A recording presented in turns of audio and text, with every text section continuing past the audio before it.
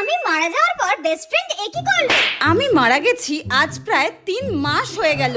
আমার প্রতিদিনই খুবই বাড়ির কথা মনে পড়ে, কিন্তু আমার কাছে সেই শক্তি ছিল না যে আমি স্বর্গ থেকে মর্তের সবকিছু দেখতে পারি। কিন্তু আজ আমি সেই শক্তি পেয়েছি। স্বর্গে আমি নৃত্য পরিবেশন করা, রান্না করা, বাসন মাজা সবকিছু করেছি যাতে আমি এই শক্তিটা লাভ করি। আজ আমার বেস্ট ফ্রেন্ডের কথা খুবই মনে পড়ছে। ওকে ছাড়া তো আমি এক পাও চলতে পারতাম না। ও নিশ্চয়ই আমাকে ছাড়া ভীষণ কষ্টে আছে। দেখি ও কি করছে।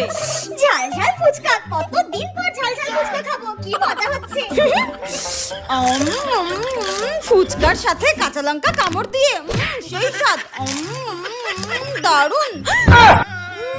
এটা আমি কি দেখে ফেললাম? আমি মরেছি মাত্র 3 মাস হয়েছে, এর মধ্যেই আমার বেস্ট ফ্রেন্ড আমাকে ভুলে গিয়ে ঝাল ঝাল ফুচকা খাচ্ছে।